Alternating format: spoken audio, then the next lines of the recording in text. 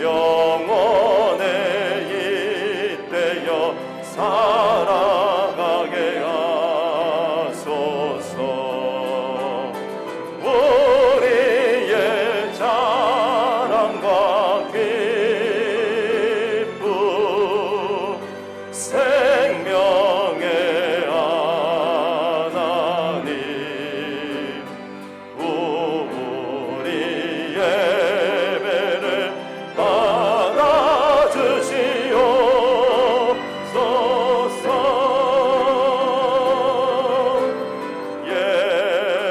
예수 사랑해요. 나 주 앞에 엎드려 경배와 찬양 함께 드리네.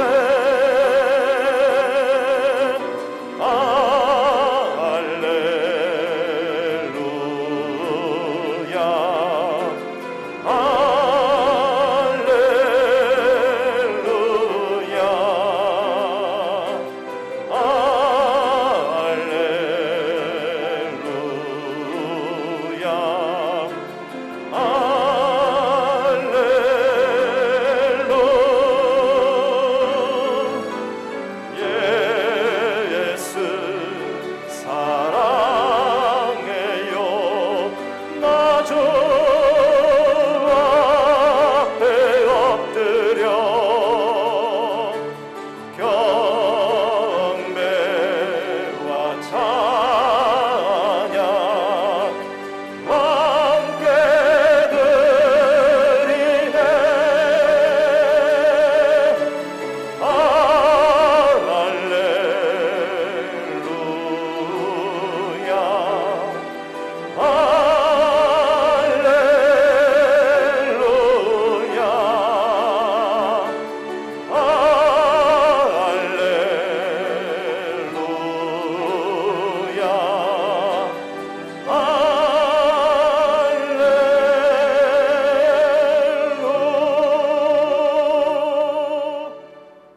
기도하겠습니다. 늘 언제나 변함없는 사랑으로 저희 삶을 돌보시는 주님, 9월의 첫 주일을 허락하사 하나님을 예배할 수 있음에 감사합니다. 살아계신 주님, 오늘도 어리석고 나약한 저희들을 주님의 은혜 가운데 갈급한 심령을 허락하시어 이 자리로 불러주신 하나님께 감사와 영광과 찬양을 올립니다. 이 시간 먼저 저희들이 지난 한 주간의 삶을 살면서 지은 모든 죄 주님 앞에 자백하며 내려놓기 원합나이다. 입으로 지은 죄, 마음으로 지은 죄, 여전히 삶 가운데 저희들의 욕심을 채우려는 이기적인 선택과 기도들이 많습니다. 무지하고 미련한 저희들을 긍휼히 여겨주셔서 저희에게 찾아오셔서 우리의 모든 상황과 환경을 깨트려 주시고 그 자리에 주님으로 채워주시옵소서. 주님, 지난 4주간의 중보 기도 축제에 성령님께서 함께 하심으로 뜨거웠던 은혜로 인도하여 주신 것 감사합니다. 9월 11일 앞으로 있을 가을 학기 제자 훈련 또한 주님의 바른 교훈으로 양육받게 하시고 하나님을 참되게 알고 사랑하는 자녀들이 되게 하여 주시옵소서. 주님이 말씀을 받을 크고 깨끗한 마음의 그릇으로 준비시켜 주옵소서. 이 시간 다음 세대인 청년부와 타이러스 주일학교 아이들을 놓고 기도하기 원합니다. 전도사님과 교사들에게 지혜와 능력을 주시고 말씀을 가르치는 일과 함께 본이 되는 삶을 살 수 있도록 도와주시옵소서. 그리하여 교회 안에 새로운 성령의 바람이 일어나기를 기도합니다. 캠퍼스에 영혼들을 보내주시고 교회를 세워갈 충성된 자들이 세워지게 하소서. 온 땅에 주님 이름이 높아지는 일에 쓰임받게 되기를 소원합니다. 이 시간 말씀 전하실 박성근 담임 목사님, 영육간의 강건함을 허락하여 주시옵고 오늘 말씀이 선포될 때 성령님이 역사하심으로 말씀이 우리 삶의 기둥이 되기를 원합니다. 그 말씀을 받는 모든 성도들은 아멘으로 응답하고 각자의 삶으로 살아날 수 있도록 역사하여 주시옵소서. 예배를 위하여 준비하고 봉사하며 찬양으로 섬긴 성도들의 손길을 기억하시어 그들이 섬김이 하나도 땅에 떨어지지 않고 하늘의 상급으로 쌓아 주실 줄 믿사오며 이 시간 하나님 홀로 영광 받으시길 원하오며 이 모든 말씀 우리 삶에 살아계셔서 역사하시는 우리 주 예수 그리스도의 이름으로 기도합니다. 아멘.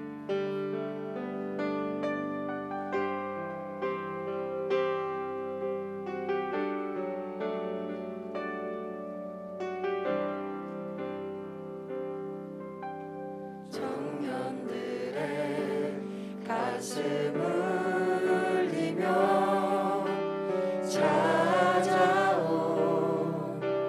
하늘의 꿈 잊혀진 소명의 불을 회복하며 일으키네. 썩어질 땅의 꽃 구하지 않고 하늘의 뜻 섬기는 제자 사랑의 주와 함께 그곳에서 만나리. 하늘빛 따라 일어난 순결한 세대 어둠 가르며 복음 외치리. 주의 유언 붙들고 마지막 변방에서 구원의 주 얼굴 보리라. 이제 우리 일어나 모든 열방 가리라. 거룩한 예배 거룩한 기도 십자가의 승리 선포하며 영광의 주의 길 따르리. 천국 소망으로 하나 된 우리 세상을 능히 이기리. 고난 넘어 우리는 주의 날을 맞으리. 그날은 속히 오리라. 이제 우리 일어나 모든 열방 가리라. 거룩한 예배 거룩한 기도 십자가의 승리 선포하며 영광의 주의 길 따르리. 예수 그리스도 하나님의 아들 이 땅에 다시 오리라. 예수 그리스도 하나님의 아들 이 땅에 다시 오리라. 이제 우리 일어나 모든 열방 가리라. 거룩한 예배 거룩한 기도 십자가의 승리 선포하며 영광의 주의 길 따르리. 영광의 주의 길 따르리. 영광의 주의 길 따르리.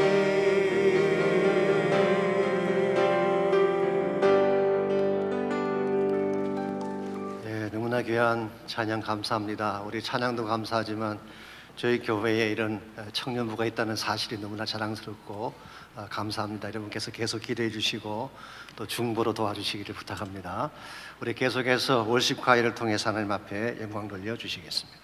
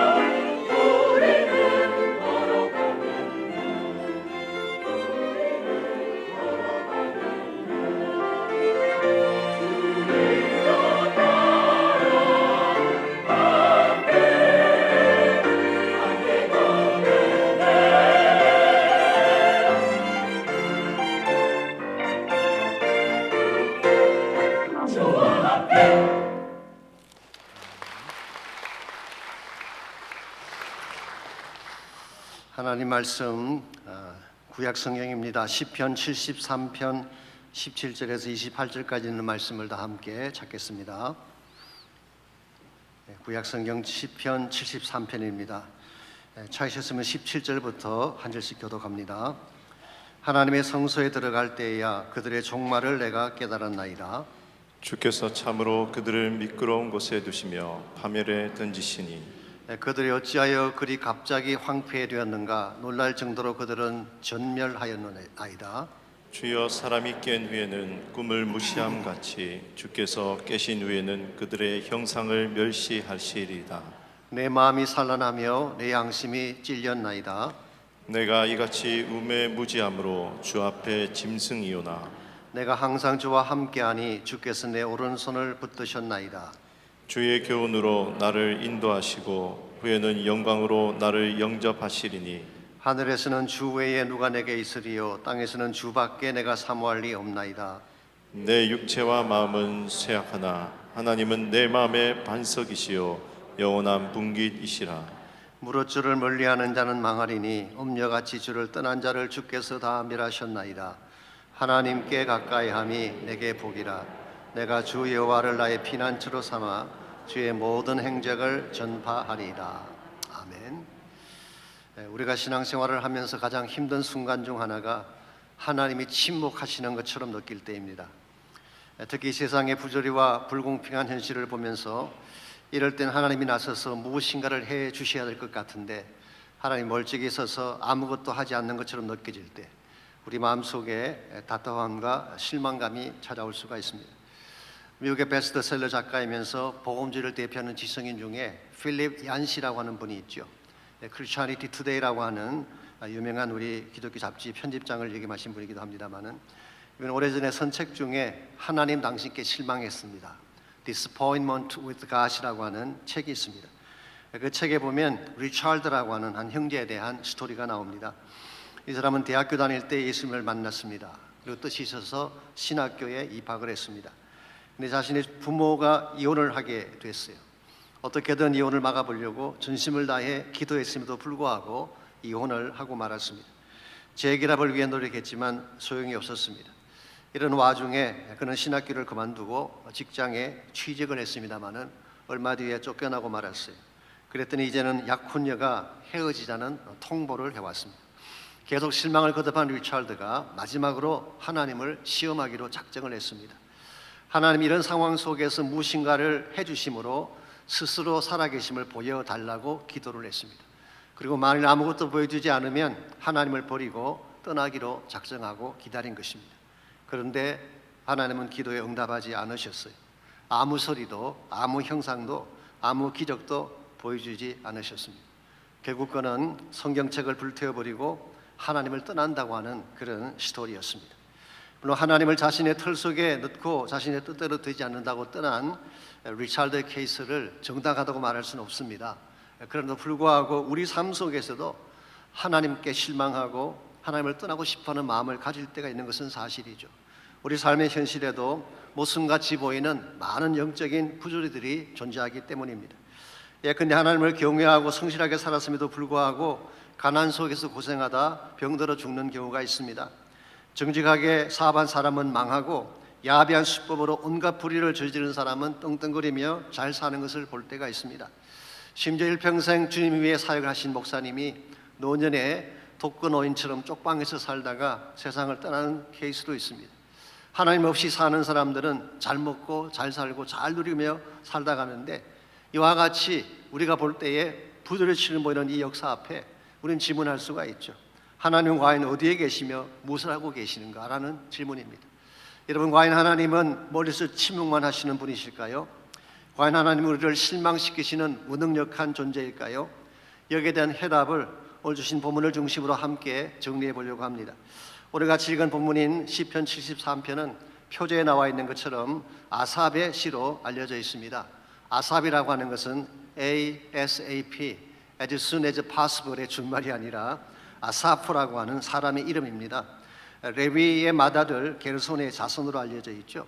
다윗 시절에 언약궤가 예루살렘으로 돌아올 때에 예단과 함께 찬양의 직무를 담당했던 사람입니다. 언약교회가 적절한 장소에 놓일 때에도 찬양을 했던 인물로 성경은 묘사합니다. 그러므로 아삽은 성소에 깊숙한 곳을 경험한 사람이라고 할 수가 있죠.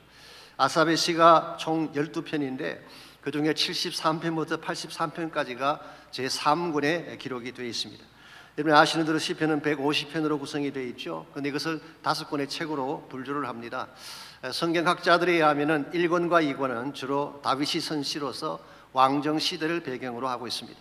그리고 제3권의 시편은 바벨론 포로 이후에 적혀진 것으로 설명을 합니다. 만약 그것이 사실이라면 여기 나오는 아삽은 정확하게 말하면 아삽의 후손들을 지칭한다고 봐야 되겠죠. 즉 바벨론 포로기 이후에 본국으로 돌아온 아삽의 후손들이 오늘 본문의 시를 기록했을 가능성이 많습니다. 실제로 에스라스나 느헤미야서를 보시면 바벨론 포로 귀환 후에 성전 기초를 놓을 때 아삽의 후손들이 찬양했다는 기록이 나옵니다. 성벽 건축을 마치고 낙헌식을 할 때도 그들이 나팔을 불었다는 기록이 나옵니다. 이런 맥락에서 본다면 오늘 본문에 등장하는 악한 자의 형통이 어쩌면 바벨론을 지칭하는 것일지도 모릅니다. 즉 하나님을 섬겼던 이스라엘은 몰락을 하는데 하나님을 대적했던 바벨론이 번영하는 것을 보면서 어떻게 이럴 수 있느냐라고 하는 시인의 탄식을 오늘 본문이 묘사한다고 볼 수가 있겠습니다. 어쨌건 먼저 1절 말씀 보시면은요, 하나님이 참으로 이스라엘 중 마음이 정결한 자에게 선을 행하시나. 하나님께서 마음이 정결한 자에게 선을 베푸신다고 하는 것은 우리 모두가 알고 있는 영적인 상식이죠. 근데 현실은 그렇지가 않았습니다. 이와 같이 하나님은 당연히 정결한 자를 복을 주셔야 되는데 그렇지 않은 현실을 보면서 2절에서 시편자는 이렇게 자신의 심정을 표현합니다. 나는 거의 넘어질 뻔하였고 나의 걸음이 미끄러질 뻔하였으니 almost slipped, almost stumbled, 넘어질 뻔하였다고 했습니다. 여러분 죽을 뻔한 것이 좋은가요? 살 뻔한 것이 좋은가요? 죽을 뻔한 것이 훨씬 좋은 것입니다. 죽을 뻔했다고 하는 것은 안 죽었다는 뜻이지만 살 뻔했다는 것은 죽었다는 뜻이죠. 오늘 본문에서 넘어질 뻔했다고 하는 것은 실제로는 완전히 넘어지진 않았다는 뜻입니다. 이와 같이 almost slipped, 거의 넘어질 뻔까지 했지만 넘어지지 않았던 이 시인, 그러나 그의 마음속에는 하나님을 향해 대단히 짙은 원망과 질문이 자리 잡고 있습니다. 이유가 뭘까요? 3절을 보시면 이유가 나와 있습니다. 악인의 형통함 때문이라고 밝히고 있습니다. 그 구체적인 내용이 4절에서 11절에 나열이 되어 있습니다. 제가 잠깐 정리해드리자면 이런 것입니다. 4절 말씀 보게 되면 그들은 죽을 때 고통도 없고 사는 동안 건강하였다고 했습니다. 5절 말씀 보게 되면 고난도 없고 재앙도 받지 않습니다. 7절 말씀, 그들은 눈이 나올 정도로 피둥피둥하게 살이 찌고 소득은 원하는 것보다 더 많이 얻게 되었다고 말씀합니다. 8절에서 11절까지를 보시면은 그들은 악한 말을 하고 하늘을 대적하며 심지어 하나님이 무엇을 알까라며 하나님을 무시하기까지 했어요. 그럼에도 불구하고 12절 보세요. 항상 평안하고 재물은 더욱 불어났다고 말씀하고 있습니다. 이와 같이 악한 일을 했으면은 망해야 되는데 마음은 편안하고 재산은 증가된 것입니다. 그 반면에 13절에서 16절까지를 보시면요, 깨끗하게 살고자 했던 자신은 종일 재난을 당하고 아침마다 징벌을 당한다고 합니다. 이럴 바에야 깨끗하게 산다는 것이 무슨 의미가 있으며 차라리 그럴 줄 알았더라면 마음대로 살 걸 하는 자기감과 분노로 고통스러워하는 시인의 모습을 볼 수가 있습니다. 솔직히 우리가 이런 상황에 처하더라도 아마 동일한 마음을 가졌을 가능성이 있죠. 이럴 바에야 하나님 믿는 것이 무슨 의미가 있는가, 하나님께 나가는 것이 무슨 유익이 있는가라고 생각할 수도 있을 것입니다. 이와 같이 시인은 불의한 현실, 부조리한 현실을 보면서 고통해하며 아파하고 있는데요, 17절 말씀 보시게 되면 여기서 큰 반전이 일어나는 것을 볼 수가 있습니다. 17절입니다. 하나님의 성소에 들어갈 때에야 그들의 종말을 내가 깨달았나이다. 영어 성경 보시면은 Until I entered sanctuary of God, 하나님의 성소에 들어갈 때까지라고 되어 있어요. 쉽게 말하면은 앞에 말씀했던 이 모든 원망과 분노는 성소에 들어가기 전까지 경험했던 내용이에요. 근데 성소를 들어가는 순간 그는 비로소 그들의 종말을 알게 됐다는 고백이에요. 하나님의 성소가 어떤 곳입니까? 예배가 있는 곳이죠. 기도가 있는 곳이죠. 하나님이 친히 임재하셔서 영광을 드러내는 곳입니다. 그 하나님의 성소에 들어가서 하나님을 직접 만나는 순간 비로소 그의 눈이 떠지게 된 것입니다. 아, 하나님이 아무것도 하지 않으시는 것이 아니구나. 악한 자들의 심판과 파멸을 준비하고 계시는 하나님, 주를 찾는 자들에게는 진정한 보상과 응답을 준비하시는 하나님, 그 하나님의 더 크신 계획과 깊은 사랑을 깨달으면서 비로소 그의 탄식이 찬양으로 바뀌는 것을 볼 수가 있습니다. 25절과 26절입니다. 하늘에서는 주 외에 누가 내게 있으리요, 땅에서는 주밖에 내가 사모할 리 없나이다. 내 육체와 마음은 쇠약하나 하나님은 내 마음의 반석이시요 영원한 분길이시라. 지금까지 원망했던 그 마음이 오직 한 분이신 하나님을 사랑한다는 고백으로 찬양으로 바뀌는 것을 볼 수가 있습니다. 저는 이와 같은 것을 성소 체험이라고 부르고 싶습니다. 하나님의 성소에 가서 하나님을 체험할 때 비로소 일어날 수 있는 변화를 말하는 것입니다. 오늘 여러분과 저에게도 동일한 체험이 필요합니다. 우리가 단순히 추상적인 차원에서, 피상적인 차원에서 주어진 현상만 보고 하나님을 원망하거나 한갈 것이 아니라 하나님의 성소 안에 들어가서 진짜 하나님을 만나야 하는 것입니다. 하나님을 만나는 순간 인생의 모든 숙제가 풀리게 되어 있어요. 어떤 분의 말처럼 우리가 하나님을 만나는 순간 질문에 대한 답을 얻는 것이 아니라 질문 자체가 아예 없어진다고 했어요. 하나님 만나면 질문할 필요가 없어지는 것입니다. 하나님 안에 모든 답이 이미 주어져 있기 때문에. 이런 측면에서 여러분과 제가 크리스천 삶을 살아가면서 성소 체험을 하는 것은 굉장히 중요한 것입니다. 이 성소에 들어가 하나님을 만나지 아니하면 부조리한 현실을 넘어설 수가 없고 신앙의 진정한 진수를 맛볼 수 없기 때문에 그렇습니다. 오늘 여러분은 과연 하나님의 성소 체험을 날마다 하며 사시는지.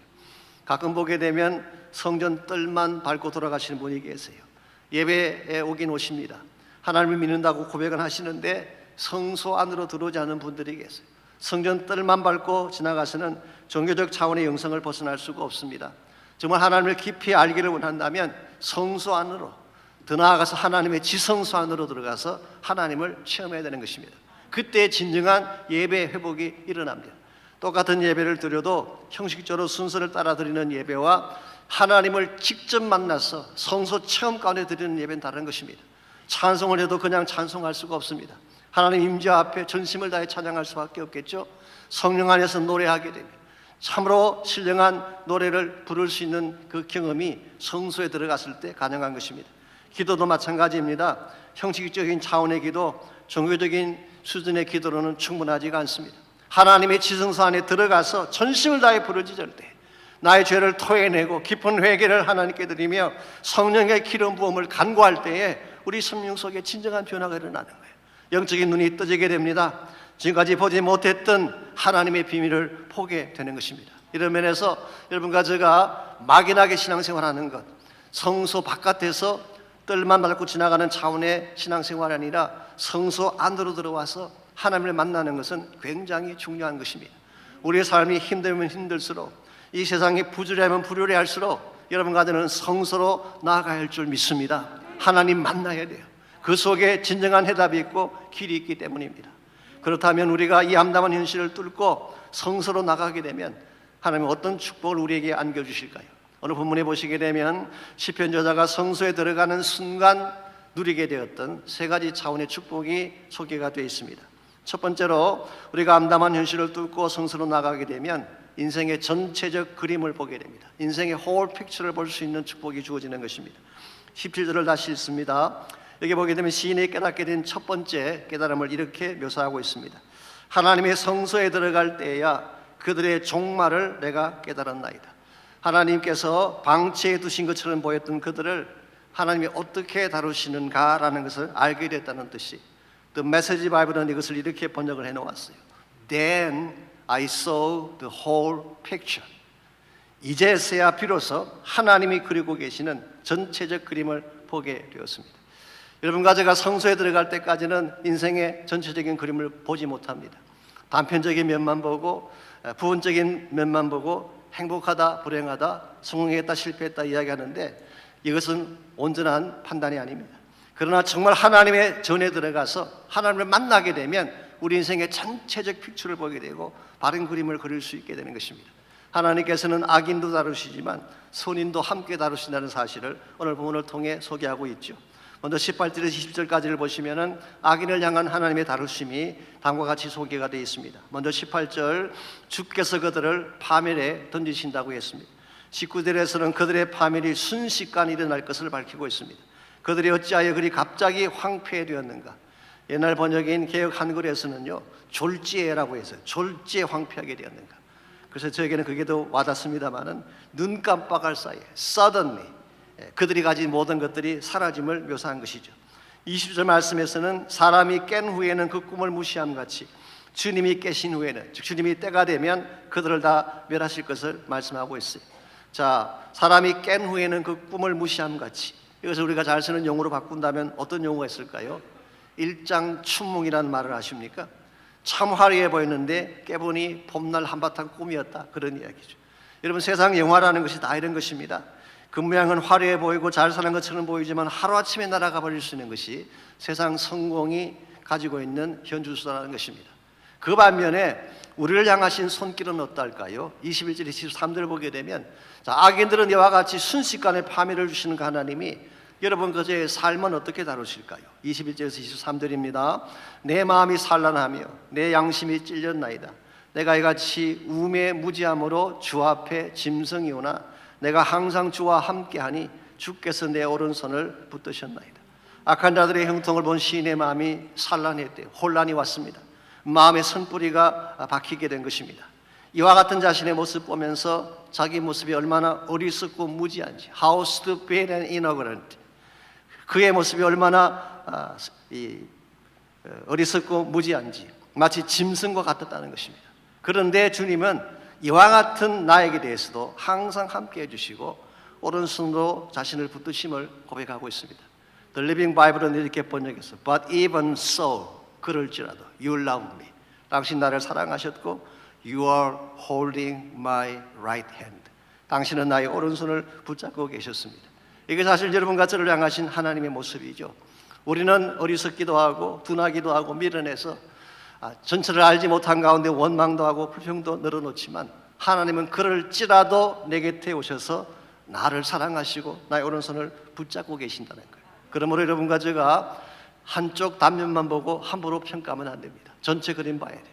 우리가 세상에 있을 때에 내 자신과 있을 때는 인생의 전체 그림을 볼 수가 없어. 단편적인 면만 보고 실망하고 비판하는 것입니다. 근데 하나님을 만나게 되면 하나님께서 온 우주를 다스리시고 전체 인생을 다스려 가시는 하나님의 그림을 볼 수 있게 돼요. 그때 우리가 진정한 차원의 인생의 길을 찾게 되고 힘든 가운데도 불구하고 감사의 제목을 찾게 되는 것입니다. 제가 조금 전에 오늘 본문의 배경을 바벨론 포로 기간을 말씀을 드렸는데요. 사실 유대인들만큼 시련을 많이 당한 민족도 없습니다. 수많은 그 압제자들의 고통 앞에서 여러 가지 많은 차원의 핍박과 어려움을 당했죠. 근데 그때마다 하나님께서는 피할 길을 내시고 그 시련을 축제의 기회로 만들어 주셨어요. 그래서 유대인들이 늘 하는 속담 중에 이런 말이 있습니다. 만일 다리 하나가 부러졌다면 두 다리가 모두 부러지지 않은 것을 하나님께 감사하라. 만일 두 다리가 부러졌다면 목이 부러지지 않은 것을 감사해라. 만일 목이 부러졌다면 더 이상 걱정할 일이 없다. 하나님 계신 곳으로 가면 되니까. 이게 사실은 그들이 가지고 있던 삶의 철학이에요. 무슨 일이 일어나건 한 가지만 보지 말라는 거예요. 다른 측면도 보고 하나님 안에서 전체를 다 보면 결국 모든 것이 감사할 일이라, 그런 뜻입니다. 이런 면에서 우리에게 어떤 상황이 주어질지라도 성소 안으로 들어가셔서 하나님의 선하심을 맛보시고 하나님의 위대하심을 체험하는 여러분 되시기 바랍니다. 그때 우리가 불평을 넘어서 시험을 넘어서 감사가 넘치는 삶을 이룰 수가 있는 것입니다. 두 번째로 암담한 현실을 뚫고 성소로 나가게 되면 하나님의 실체를 경험할 수 있게 됩니다. 물론 하나님이 어디나 계시죠. 항상 우리를 지켜보고 계시긴 합니다. 그럴지라도 그분의 실체를 체험하는 것은 성소로 나갔을 때라, 그런 뜻이에요. 하나님이 아무리 어디나 계실지라도 내가 실제로 그분을 경험하려면 성소로 나가서 그 하나님을 만나야 되는 것입니다. 25절과 26절을 다시 보시기 바랍니다. 지금까지 하나님이 어디 계시냐고 탄식하던 그 시인이 지금 뭐라고 고백을 하고 있나요? 먼저 25절입니다. 하늘에서는 주 외에 누가 내게 있으리요? 땅에서는 주밖에 내가 사모할 리 없나이다. 하늘과 땅 온 상천지하에 내가 사모할 하나님은 한 분밖에 없음을 고백하고 있습니다. 그 한 분이신 하나님이 바로 야훼 하나님이시죠. 아시겠지만 성경이 제시하는 신과는 유일신 사상입니다. 그래서 모노티즘이라고 부르죠. 이것은 하나님 한 분만 하나님이고 나머지 모든 신들은 신이 아니다, 그런 뜻입니다. 이런 면에서 이 단일신론과 유일신론은 다른 것입니다. 많은 분들이 그것을 혼돈하고 있는데요. 이 단일신론이라고 하는 것은 영어로 헤노티즘이라고 헤노티즘. 이것은 여러 신들 중에 하나를 택해서 내가 그 신을 섬기는 경우에는 헤노티스트라고 부르는 것입니다. 물론 자신에게는 신이 하나밖에 없죠. 본인이 선택했으니까. 그러나 동시에 다른 신들도 인정하고 필요하다면 다른 신들의 이름도 부를 수 있는 것이 바로 단일신론의 삶이라고 할 수가 있어요. 성경에 나오는 그 옛날 이스라엘이 겪었던 그 영적인 함정이 바로 이런 것이죠. 그들은 가나안 땅에 들어가는 순간 여호와도 섬겼지만 바알과 아세라 목상도 섬겼어요. 이게 소위 말하는 하나님 외에도 다른 신을 인정한 케이스죠. 그렇기 때문에 열왕기상 18장에 보게 되면 엘리야가 갈멜산 전투를 행할 때 뭐라고 선포했나요? 너희가 어느 때까지 둘 사이에서 머뭇머뭇하겠느냐? 여호와가 하나님이면 그를 따르고 바알이 하나님이면 그를 따를지니라. 바알도 섬기고 하나님을 섬기는 이중성, 이게 헤노티즘.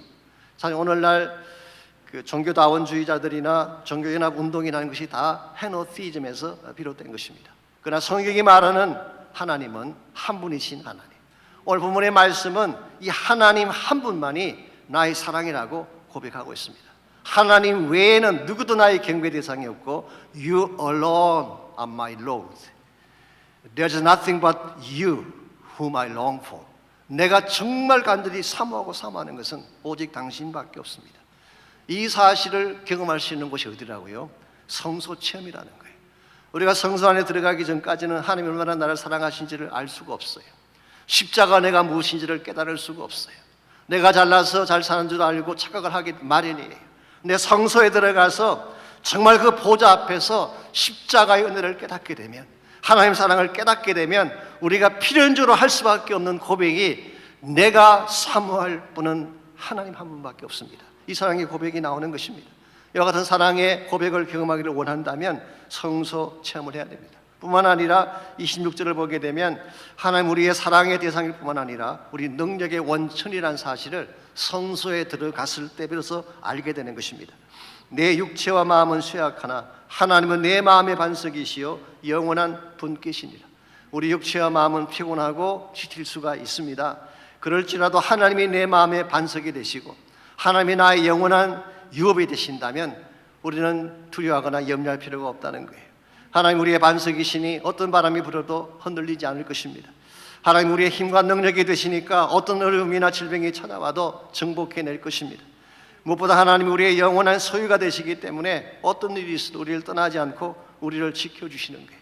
이와 같이 무슨 일이 있어도 내 곁에 계셔서 하나님이 나를 붙든다는 사실을 바로 깨달을 때에 아무리 세상이 부조리 가운데 소용돌이 치고 업사이드 다운 되어지는 수많은 일들이 일어날지라도 낙심하지 않고 찬양 속에 살아갈 수가 있는 것입니다. 이런 의미에서 여러분과 제가 이 부조리한 세상을 승리하며 살기를 원한다면 성소로 나가야 돼요. 하나님 꼭 붙잡아야 되는 것입니다. 하나님 붙드는 순간 그분만이 일으키시는 능력의 손길들을 경험할 수 있게 되는 것입니다. 사실 저희들이 지난주까지 해서 중보기도 축제가 끝이 났습니다마는 참 하나님이 많은 은혜를 베풀어 주셨어요. 가슴에 엉그러진 것들이 풀리게 되고 수년간 막혀있던 가슴 속에 성령의 생수가 다시 터져 나오는 기쁨을 간증하시는 분들이 계셨어요. 권사님 한 분은 중보기도 축제 직전에 아드님의 손이 마비되었다고 기도 요청을 하셨는데요, 지난주를 그러시더라고요. 아들의 손이 80% 이상 회복이 되어서 이제 움직이며 다닐 수 있게 되었다는 고백을 하셨어요. 어떤 분은 심장병에 걸리셨는데 단 한 번 기도에 치유되신 분도 계시고요.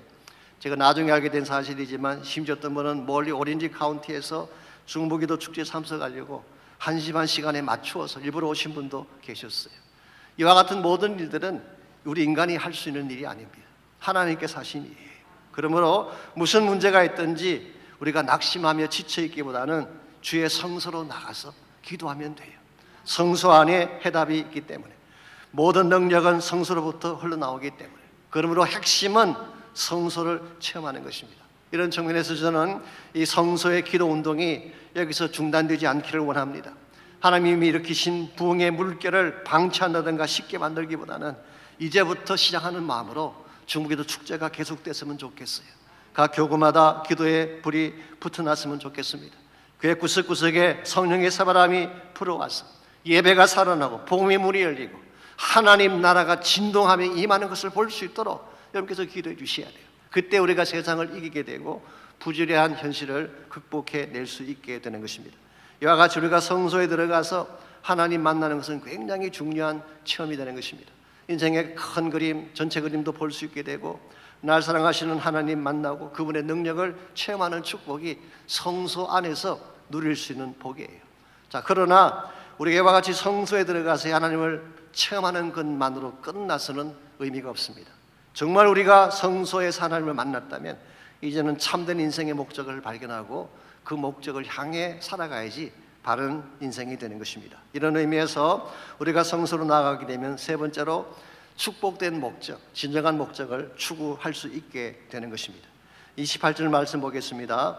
이 시인이 성소 체험을 경험하면서 남긴 마지막 결론이 무엇인가요? 하나님께 가까이함이 내게 복이라. 내가 주 여호와를 나의 피난처로 삼아 주의 모든 행적을 전파하리이다. 여기에서 시인은 참된 축복이 무엇인가를 디파인하고 있습니다. 그것은 하나님께 가까이 나가는 것입니다. 세상을 가까이함이 복이 아닙니다. 물질이나 권력에 가까이함이 복이 아니라 우리의 생명이시며 내 삶의 주권자이신 하나님께 가까이함이 진정한 복이라는 거예요. 그러면 여러분과 제가 하나님께 가까이 나가고 날마다 그분을 만나고 그분 안에 거하는 삶을 사는 것은 굉장히 중요한 거예요. 이와 같이 해서 참 복의 근원이신 하나님 만났다면 이제 우리가 무엇을 해야 될까요? 하나님을 우리의 피난처로 삼고 그분 행하신 모든 일들을 전파해야 하는 것입니다. 여기에 우리의 사명이 있고 우리가 살아가야 될 목적이 있습니다. 하나님 만나지 못한 사람은요, 이 목적을 위해 살 수가 없습니다. 하나님 누군지도 모를 뿐만 아니라 그분을 체험해 본 적이 없기 때문에 여기에 인생을 걸 수가 없어요. 하나님 만난 사람, 그분의 능력과 사랑을 체험한 사람은 다릅니다. 내가 만난 그분을 전하지 않을 수가 없게 되는 것, 이게 하나님 만난 사람의 복이라고 할 수가 있어요. 사실 세상에 사는 사람들은 하나님을 만나지 않았기 때문에 세상의 모든 것을 거는 것입니다. 돈에 인생을 걸고 권력의 인생을 거는 이유가 뭔지 아십니까? 그것밖에 의지할 데가 없기 때문에. 결국은 다 없어지고 말 것인데, 결국은 다 놓고 갈 것인데 거기에 목숨을 걸고 일평생을 거는 것입니다. 오늘 본문의 말씀이 하면은 일장춘목같이 덧없을 삶의 과제를 위해 평생을 살다가 허무하게 생을 마치는 것.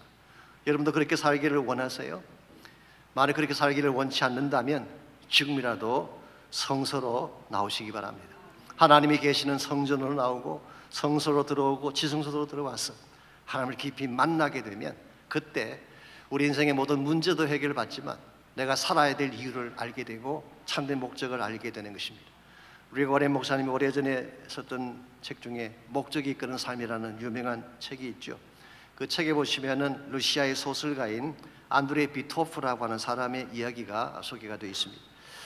그는 무신론적인 공산주의 치하에서 성장했기 때문에 하나님이 없는 삶을 살아왔어요. 그러던 그가 나이 27세 되던 해에 우연히 레닌그라드의 그 지하철을 타고 가다가 누군가가 그 지하철 벽에 써놓은 글귀 하나를 보고 충격을 받게 됩니다. 다음과 같은 글이에요. Without God, life doesn't make sense. 하나님이 없다면 인생은 아무런 의미가 없다. Without God, life doesn't make sense. 하나님이 없다면 살아야 될 이유가 없는 거예요. 여기에 충격을 받은 안드레이 비토프가 나중에 참빛이신 하나님께로 돌아오고 하나님을 섬기게 된 스토리가 그 책 속에 소개가 되어 있습니다. 여러분의 삶은 얼마나 의미를 갖고 있는가요? 그냥 주어졌으니까 살다 가자, 이게 우리에게 주어진 인생일까요? 그렇지 않습니다. 훨씬 더 값지고 훨씬 더 아름다운 목적이 우리에게 주어져 있습니다. 여러분과 제가 정말 하나님을 제대로 만나게 되면 내 평생 사모할 분이 하나님 한 분밖에 없습니다. 그리고 그분의 아름다운 행적을 전파하는 것이 나 일평생 사명인 것을 깨닫게 되는 것입니다. 이런 면에서 아무리 세상이 험악하고 어려워도 우리는 주의 성소를 찾아야 됩니다. 은혜의 보좌를 붙잡고 기도해야 됩니다. 그때에 우리는 부주의한 현실을 이겨내는 정도가 아니라 세상이 감히 흉내낼 수 없는 그 높은 차원의 승리를 이루며 살 수가 있는 거예요. 오래전 미국의 해리 오찰드라고 하는 아주 잔인한 흉악범이 있었습니다. 이 사람은 1905년 12월 30일 그 당시 아이다호 주지사였던 프랭크 스튜넨버그라고 하는 사람의 사무실에 폭약을 장치를 했어요. 그 결과 주지사의 몸이 산산조각이 나서 살해당하게 됩니다. 말도 안 되는 부조리한 행위고 용납할 수 없는 일이죠. 이것으로 올차일드가 체포를 당하게 되고 사형 선고를 받고 형 집행을 기다리고 됐습니다. 그런데 그 감옥에 있는 동안에 전혀 기대하지 않던 뜻밖의 방문객을 맞이하게 됩니다. 그 방문객이 누구냐고 하면 바로 살해당한 주지사의 부인이었어요. 그는 주지사의 부인이 자신을 저주하기 위해 방문한 줄 알았는데 뜻밖으로 그에게 따뜻한 음식과 읽을 책자를 넣어주는 것입니다. 그리고 그를 위해 간절히 기도하고 돌아갔어요. 처음에는 동정심 때문에 그러는 것인가 생각했는데요, 그게 아니었어요. 그 다음 주부터 매주 한 주도 빠지지 않고 음식을 주고 기도하고 돌아가는 것입니다. 참다 못한 오차일드가 어느 날 질문을 했습니다. Why? 왜 저주를 해도 시원찮을 나에게 이런 축복을 베푸시는 것입니까? 그때 그 부인이 다음과 같이 답을 했습니다. 그렇습니다. 나는 일평생 당신을 저주하며 살 수 있습니다. 그러나 반대로 당신을 축복하며 살 수도 있습니다. 근데 저는 축복하는 쪽을 택하기로 한 것뿐입니다. 왜냐하면 예수님께서도 저를 그렇게 다루어 주셨기 때문입니다. 이 한마디 말에 그 흉악한 테러범의 가슴이 열리게 되고 그가 가슴을 치며 회개하고 새 삶을 사는 역사가 일어났어요. 물론 나중에 그는 형장의 슬로 사라지긴 했지만 죽는 순간까지 이 주님의 사랑을 감옥 안에 전파하다가 세상을 떠났다고 합니다. 사랑하는 성도 여러분, 우리 앞에 주어진 부조리한 사건을 다루는 데는 두 가지 방법이 있어요. 첫 번째는 인간적인 방법입니다. 투정하며 복수하는 것입니다. 그러나 또 한 가지는 예수님의 방법이에요. 사랑하며 용서하며 사는 것입니다. 물론 이것이 쉬운 일은 아닙니다. 누군가를 용서하며 사랑한다는 것 결코 쉬운 일은 아닙니다.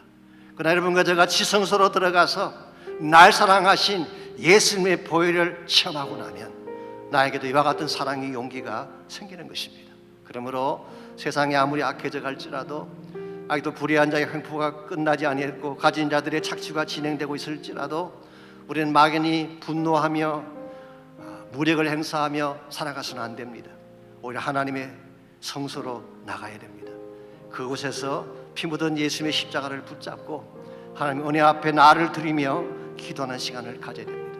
그때 하나님께서 나를 통해서 하나님의 성령의 권세와 능력을 나타내 주시고 이 땅을 새롭게 변화시켜 주시는 새 역사가 일어나는 것입니다. 이런 의미에서 여러분과 제가 이 아침 함께 기도하며 나갈 때에 무엇보다 먼저 내 마음 중심에 하나님의 보좌가 회복되도록 기도하시기 바랍니다. 내 심령 한가운데에 예수 그리스도의 보좌가 회복되게 하여 주십시오. 주님의 십자가 보혈이 내 가슴 중심에 흘러가게 해 주십시오. 세상 따라가지 않게 하시고 세상 유혹 따라 흘러가는 나의 인생이 아니라 주님의 십자가를 부여잡고 나를 부르시는, 나를 사랑하시는 하나님의 부르심을 향해 살 수 있게 해달라고 헌신하며 기도하시기를 바랍니다. 우리 평생 사모해야 될 분은 한 분밖에 없습니다. 세상이 아닙니다. 권력도 아닙니다. 물질도 아닙니다. 오직 나를 위해 죽으시고 부활하신 예수님 한 분밖에 없습니다. 그분을 사랑하겠다는 고백을 하시고 그분의 영광을 위해 나의 평생 살아가겠다는 결단으로 하나님 앞에 결심하며 결단하면 좋겠습니다. 보혈을 지나 하나님 품으로 보혈을 지나 아버지 품으로 보혈을 지나 하나님 품으로 한 걸음씩 나가네. 다시 한번 고백합니다. 보혈을 지나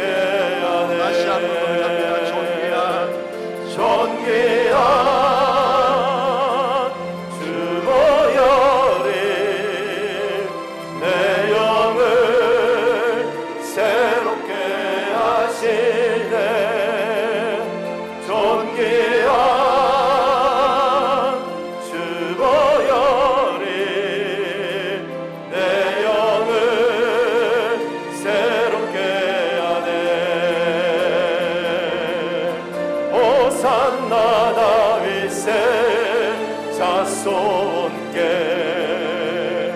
호산나 불러 왕중에 와 높은 하늘에 영광을 예수 주 메시아 안에 다시 한번 호산나 다윗의 자손께 호산나 불러 왕중에 와 높은 하늘에 영광을 예수 주 메시아 다시 한번 선포합니다. 호산나 다윗의 자손이여. 호산나 다윗의 자손께 호산나 불러 왕중에 와 높은 하늘에 영광을 예수 주 메시아 안에 그렇습니다. 우리가 고백할 하나님은 한 분밖에 없습니다. 하나님 한 분만이 내 사모의 대상이 되게 하시고 하나님 한 분만을 선포하며 살아갈 수 있는 우리 모두가 되게 하여 주시옵소서. 세상은 아직도 부조리합니다. 아직도 불공평한 사건들이 일어나고 있습니다. 그럴지라도 우리는 세상을 향해 분노하고 세상을 향해 고통을 느끼기보다 하나님의 지성소로 나아가 주의 보좌 붙잡게 해주시고 하나님의 권세와 능력을 가지고 주께서 우리 심령 속에 보여주시는 진정한 십자가 보혈의 사랑을 가지고 이 땅을 정복하며 이 세상을 변화시킬 수 있는 저희 모두 되게 하여 주시옵소서. 이제는 우리 구주 예수 그리스도의 은혜와 하나님 아버지의 무한하신 사랑과 성령님의 충만한 임재하심이 예배를 마치고 돌아가는 모든 사랑하는 주의 백성 한 분 한 분에게 가정과 삶의 터전과 자녀들과 자손들 위해 이제로부터 우리 주님 다시 오시는 그날까지 항상 함께하여 주시기를 살아계신 예수님의 이름으로 간절히 축원하옵나이다. 아멘.